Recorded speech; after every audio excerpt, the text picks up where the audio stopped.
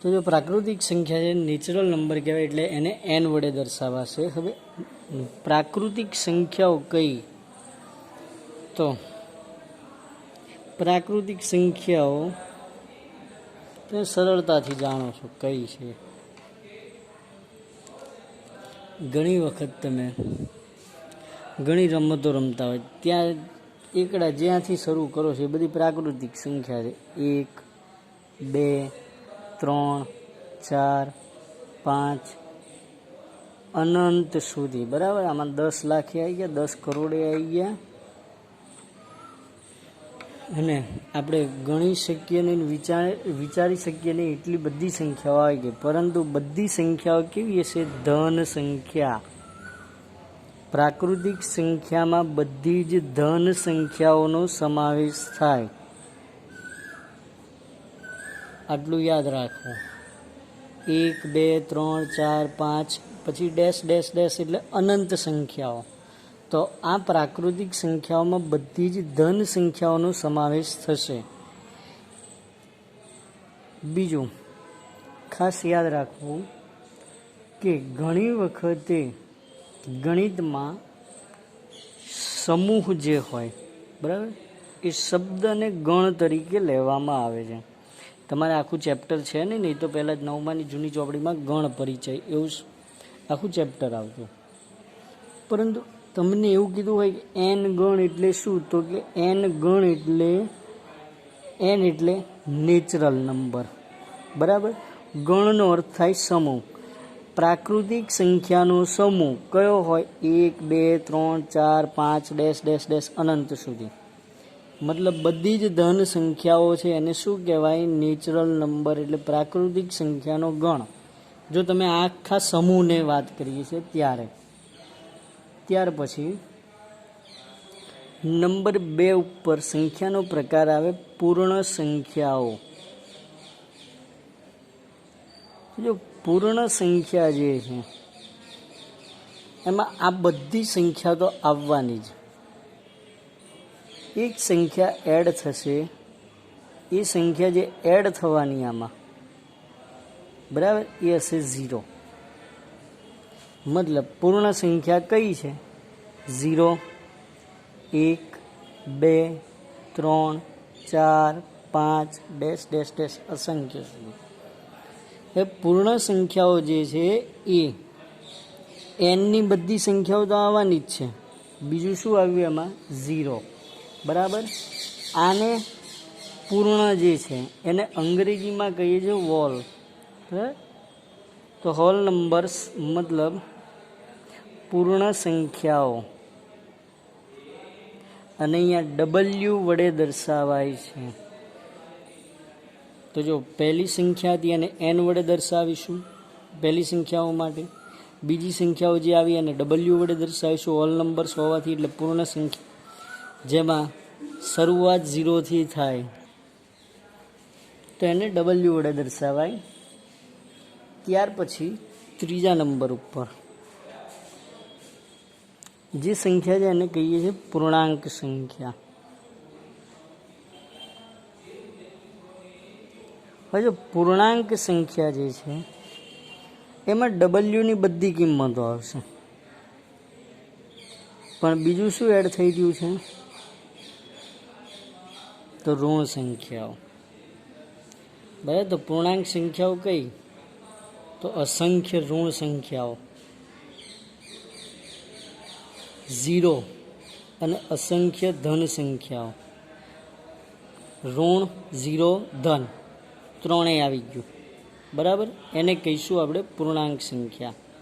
હવે પૂર્ણાંક સંખ્યા જે છે, બરાબર, પૂર્ણાંક છે ને ઇન્ટીજર્સ કહેવાય છે. તો પૂર્ણાંકને ઇન્ટીજર કહેવાથી આ ગણ I વડે દર્શાવાશે. તથા એને બીજું જે એક છે ઝેલન પણ કહેવાય છે, બરાબર. જર્મન શબ્દ છે પૂર્ણાંક માટે.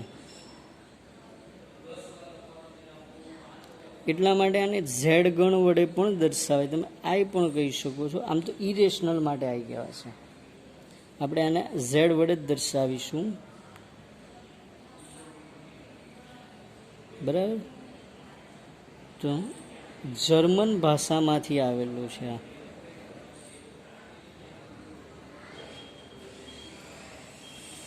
તો પૂર્ણાંક સંખ્યા જેની અંદર ઋણ સંખ્યાઓ રહેલી છે, 0 છે, અને ધન સંખ્યાઓ પણ રહેલી છે, એને પૂર્ણાંક કહીશું.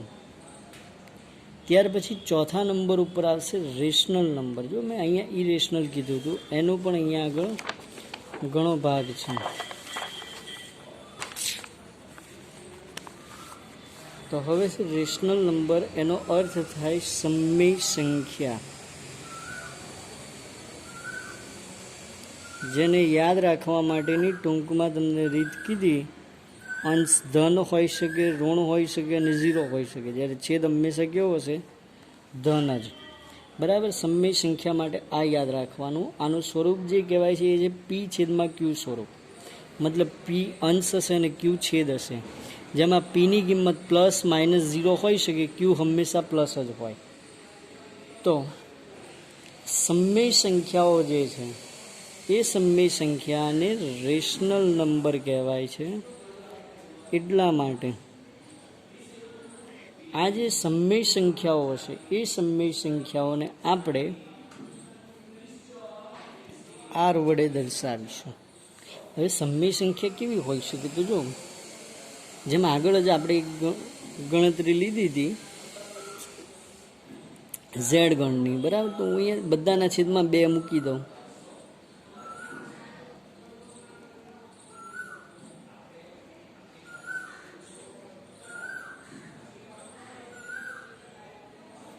તો જોઈ શકો છો આ આર ગણ લઈ શકાય. હવે તમને એમ થાય કે 2/2 છે તો આ -1 જ થાય, મતલબ -3/2, પછી આ -1, -1/2, 0, 1/2, 1, 3/2, બરાબર. તો આ રેશનલ નંબર સમય સંખ્યા થઈ. તો અહીંયાથી તમને ખબર પડવી જોઈએ કે 0 સમય સંખ્યા છે, બરાબર. બીજું, પૂર્ણાંકો જેટલા પણ હતા, -1 પણ હતો પૂર્ણાંકમાં, +1 પણ હતો. તો આવી ઋણ સંખ્યા અને ધન સંખ્યા એ પણ સમય સંખ્યામાં આવે.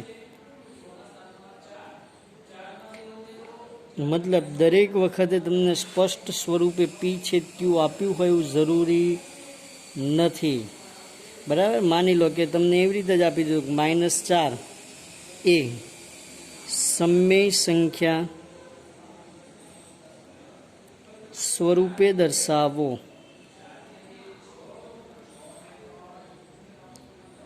તો જો -4 છે અને સમય સંખ્યા સ્વરૂપે દર્શાવવું હોય તો શું કરવું પડે?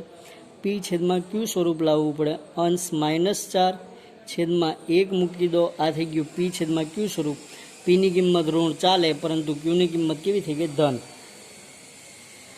બરાબર. તમને અહીંયા આગળ પછી એવું થાય કે આપણે 100 મૂકી દઈએ તો ના ચાલે, આપણે -4 જ રહેવી જોઈએ કિંમત. -4/1 એટલે -4 જ થયા, બરાબર. પણ 100 મૂકી દો ને એટલે 0.04 થઈ જાય અને એની આગળ માઇનસ નિશાની લાગી રહી છે. તો એ તમે ત્યારે ખાસ કરીને જ્યારે આવી રીતે પૂર્ણાંક સંખ્યા હોય તો ત્યારે જેના છેદમાં કંઈ નથી તેના છેદમાં 1, આટલું યાદ રાખવાનું બસ. હવે ત્યાર પછી આગળનું જે છે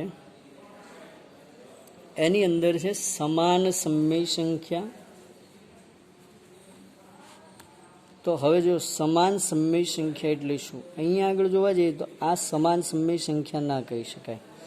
-3/2 એટલે આ થઈ ગયું -1.5, પછી આ -1, -0.5, 0, 0.5, 1, 1.5, આવી રીતે જોવા જઈએ તો 0.5નું વેરિએશન દરેક સંખ્યામાં રહેલું છે. તો સમાન સમય સંખ્યા એના વિશેની વાત કરીએ તો આગળનો પોઈન્ટ સમાન સમય સંખ્યાઓ.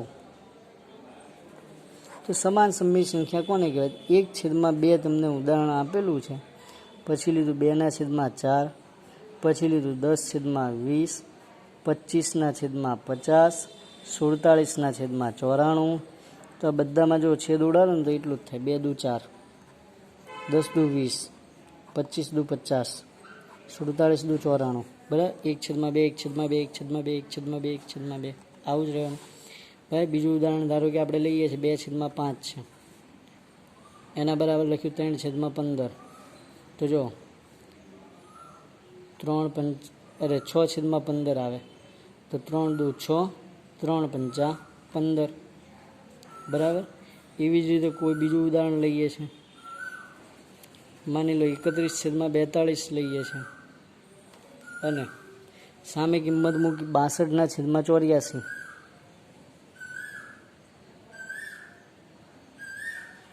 તો આ થાય 31 × 2 62 માટે, આ થયું 42 × 2 84 માટે. 2 કેન્સલ થઈ જશે. તો જો આનું સંક્ષિપ્ત સ્વરૂપ આવી 31/42 ને આ પણ કેટલા હતા 31/42. તો આ બંને સંખ્યા કેવી થઈ ગઈ સમાન, બરાબર. એટલા માટે એવું કહી શકીએ આપણે કે 31/42 અને 62/84 એ સમાન સમય સંખ્યા છે. કારણ કે અંશ અને છેદનો આપણે ગણતરી કરી દઈએ, છેદ ઉડાડી દઈએ એટલે પાછું જે હતું એની એ જ કિંમત અહીંયા મળી જશે. ત્યાર પછી તમને ઉદાહરણ નંબર 1 પેજ નંબર 3 ઉપર અમુક સંખ્યાઓ વિશેની માહિતી આપેલી, જેમાં સત્ય અને અસત્ય વિશેની વાત છે, બરાબર. એટલે એ ખાસ કરવા, ખરા ખોટામાં પૂછાઈ શકે છે. ત્યાર પછી એક પોઈન્ટ પી અને ક્યુ માટેનો આપેલો છે કે પી અને ક્યુ ને એક સિવાયનો કોઈ સામાન્ય અવયવ નથી. એટલે કે જ્યારે પણ એક સિવાય કોઈ સામાન્ય અવયવ ન હોય ત્યારે એને કો પ્રાઇમ કહેવામાં આવે છે, બરાબર. પરસ્પર અવિભાજ્ય. તમે જો અહીંયા અંશ અને છેદ મેં 2 અને 5 લીધું, તો 2 અને 5માં 2 અને 5નો કોઈ સામાન્ય અવયવ હોય ના હોય, બરાબર. 1 છે એ દરેક સંખ્યાનો અવયવ છે. તો 1 2નો અવયવ પણ થયો અને 5નો અવયવ થયો. તો 2 અને 5નો સામાન્ય અવયવ કયો થયો 1. આપણને એવું કીધું છે એક સિવાયનો. તો જો એ લાઈન અહીંયા આગળ આપેલી છે તમને, અને પછીનું અહીંયા પી અને ક્યુને એક સિવાયનો કોઈ સામાન્ય અવયવ નથી. એટલે કે પી અને ક્યુ પરસ્પર અવિભાજ્ય મતલબ કો પ્રાઇમ છે. આ ખાસ યાદ રાખવાનું. ક્યારે? જ્યારે તમને એક સિવાયનો અવિભાજ્ય, અહીંયા એક સિવાયનો અવયવ ન હોય ત્યારે. હવે જો અહીંયા આગળ એ શરત લાગુ નથી પડતી. 2/4 હતો, તો આમાં 2 × 1 થયું અને અહીંયા શું થયું 2 × 2. તો આનો બીજો એક અવયવ થાય ને એક સિવાયનો, કયો હશે? બંનેમાં સામાન્ય જોવા મળ્યો 2, બરાબર. તો એનો સામાન્ય અવયવ થઈ ગયો 2. તો આની માટે આપણે એવું ન કહી શકીએ કે આ પરસ્પર અવિભાજ્ય સંખ્યા છે, એવું ના કહેવાય. 2 અને 4 પરસ્પર અવિભાજ્ય ન બને, પરંતુ 2 અને 5 છે પરસ્પર અવિભાજ્ય બની શકે, કારણ એમાં સામાન્ય અવયવ એક જ રહેશે, એક સિવાય બીજો કોઈ અવયવ નથી. જ્યારે 2 અને 4 માટે એક તો ખરો જ, એક તો દરેકનો છે, એ સિવાય બીજો સામાન્ય અવયવ કયો મળ્યો 2, બરાબર. ત્યાર પછી જે ખરા ખોટાની વાત કરીએ એમાં પહેલું એવું છે કે દરેક પૂર્ણ સંખ્યા એ પ્રાકૃતિક સંખ્યા છે, બરાબર. દરેક પૂર્ણ સંખ્યા એ પ્રાકૃતિક સંખ્યા છે. તો આ વિધાન ખોટું બને. કેમ? 0 પૂર્ણ સંખ્યા, બરાબર. તો એ ડબલ્યુમાં લઈએ છીએ આપણે, પરંતુ 0 ને એનમાં લેતા નથી, કારણ કે એન પ્રાકૃતિક માટેનું છે, બરાબર. પણ આનાથી ઉલટું પૂછ્યું હોય, જો દરેક પૂર્ણ એ પ્રાકૃતિક છે, તો એ ખોટું. પરંતુ દરેક પ્રાકૃતિક એ પૂર્ણ છે, તો એ વિધાન સાચું. આનાથી ઉલટું પૂછે તો, કારણ કે પ્રાકૃતિકમાં કઈ સંખ્યાઓ આવવાની? 1 2 3 4 5 6 અનંત સુધી. તો પૂર્ણ સંખ્યામાં એ પણ આવેલી જ છે, ત્યાર પછી બીજો છે નંબર 2 ઉપર આપ્યું છે દરેક પૂર્ણાંક એ સમય સંખ્યા છે, તો એ સાચું. પૂર્ણાંક બરાબર, આપણે સમય સંખ્યા વિશે હમણાં જ શીખ્યું, એમાં કીધું હતું પૂર્ણાંક જેના છેદમાં કંઈ ના હોય, -3 -2 -1 0 1 2 3 અનંત સુધી, આ જેના છેદમાં કંઈ નથી મૂક્યું, બધાના છેદમાં કેટલા રહેલા છે 1, અને 1 વાસ્તવિક ધન વાસ્તવિક સંખ્યા ગણાય. બરાબર, 1 છે ધન સંખ્યા હોવાથી એને દરેકના છેદમાં છેદ ધન છે એવું કહી શકીએ છીએ આપણે, એટલા માટે સમય સંખ્યા છે. ત્યાર પછી દરેક સમય સંખ્યા પૂર્ણાંક છે, આ શક્ય નથી. બરાબર, કેમ? તો એમાં તમને ઉદાહરણ આપેલું જ છે ત્રીજા નંબર માટે કે 3/5, બરાબર, આને સમય કહેવાય, કેમ? p/q સ્વરૂપ છે, પણ આને પૂર્ણાંક ન કહેવાય, આંક પૂર્ણ કહેવાય નહીં, કારણ કે આપણે એમાં ધન પૂર્ણાંક લઈએ છીએ, ઋણ પૂર્ણાંક લઈએ છીએ, 0 લઈએ છીએ. આ સ્વરૂપ અપૂર્ણાંક આપે છે, પૂર્ણાંક નહીં. બરાબર, એટલા માટે આ સંખ્યાને પૂર્ણાંક સંખ્યા તરીકે ન લઈ શકાય. તો સ્વાધ્યાય 1.1 છે. હવે સમય સંખ્યાઓ શોધવાવાળું છે, નેક્સ્ટ ટાઈમ રાખીશું, પરંતુ એ સિવાયના જે પોઈન્ટો છે એના ઉપર ડિસ્કસ કરીએ. તો પહેલો પ્રશ્ન છે કે શું શૂન્ય એક સમય સંખ્યા છે? તો શું તમે તેને પી પૂર્ણાંક અને ક્યુ શૂન્યેતર પૂર્ણાંક હોય તેવા પી અને ક્યુ માટે p/q સ્વરૂપમાં લખી શકો છો? હવે પહેલી વસ્તુ તો શૂન્યેતર શબ્દ આવે, એનો અર્થ શું? તમારે કદાચ આગળ આવી ગયું હોય, ના આવ્યું હોય તો એટલું યાદ રાખવાનું, શૂન્યેતર આ શબ્દનો અર્થ થાય શૂન્ય સિવાયની સંખ્યા.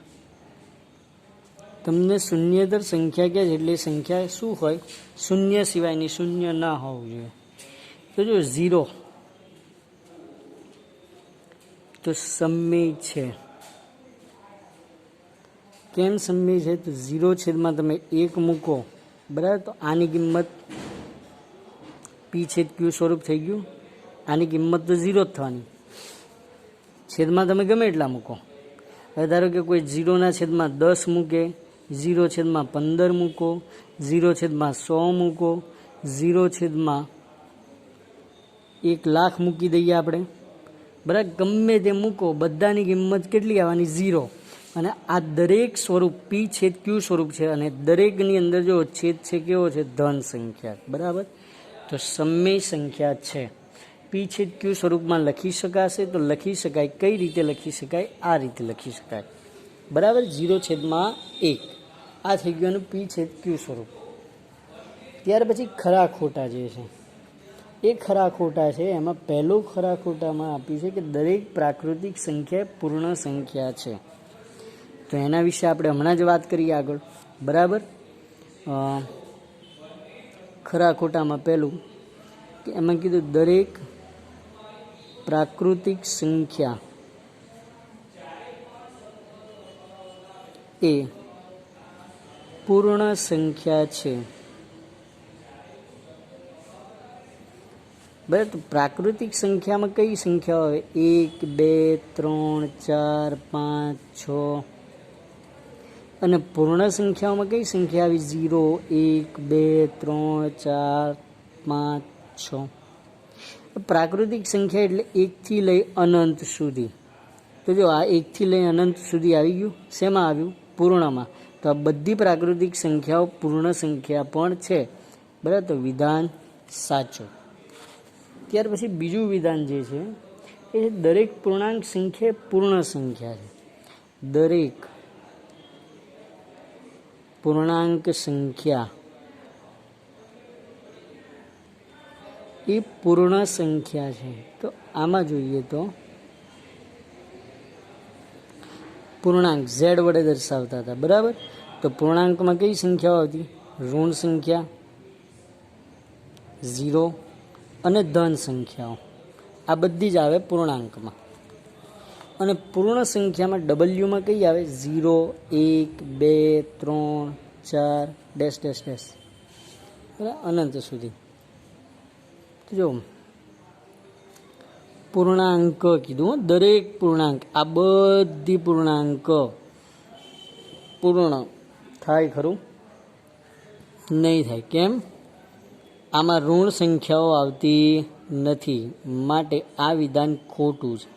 પણ આને અહીંયા લઈ લે અને આને અહીંયા લઈ લે, મતલબ દરેક પૂર્ણ સંખ્યા એને પૂર્ણાંક કહેવાય તો સાચું. કેમ? પૂર્ણ સંખ્યા આખી આખી ઝેડમાં છે, પણ ઝેડ ડબલ્યુમાં નથી. આટલું યાદ રાખવાનું. અને નંબર 3 ઉપર છે કે દરેક સમય સંખ્યા એ પૂર્ણ સંખ્યા છે, બરાબર. તો દરેક સમય સંખ્યા એને પૂર્ણ સંખ્યા કીધી. નંબર 3નું વિધાન છે કે દરેક સમય સંખ્યા એ પૂર્ણ સંખ્યા છે.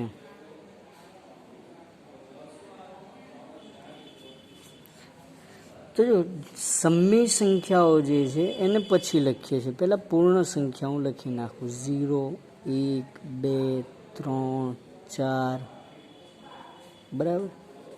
અને અહીંયા હવે સમય સંખ્યામાં હું લખું 0/1 લઈએ, 1/1 લઉં, 1/2 લઉં, 1/3 લઉં, બરાબર. પછી 4/5 લઉં, 4/6 લઉં. આ બધી સંખ્યાઓ એમ કહી શકીએ સમય સંખ્યાઓ છે, બરાબર. આ બધી સમય સંખ્યાઓ છે. હવે જો સમય સંખ્યા પૂર્ણ સંખ્યા ક્યારે કહેવાય? આ બધી સંખ્યાઓ ડબલ્યુમાં આવવી જોઈએ. સમય સંખ્યાઓ બધી પૂર્ણમાં આવે તો એ સમય સંખ્યા પૂર્ણ કહેવાય. તો હવે જો 1/2 લઈએ, અહીં આવે છે કે અહીંયા તો 1 પછી શું આવી ગયું? 2. અહીંયા વચ્ચે અપૂર્ણાંક સંખ્યા આવશે નહીં, માટે વિધાન ખોટું છે. પરંતુ આનું પણ ઉલટું લઈ લીધું હોત કે દરેક પૂર્ણ સંખ્યા એ સમય સંખ્યા છે.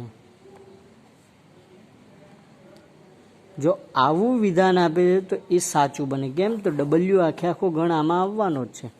આ 0 કિંમત થાય, આ 1 થાય, એવી જ રીતે 2 પણ થઈ શકે.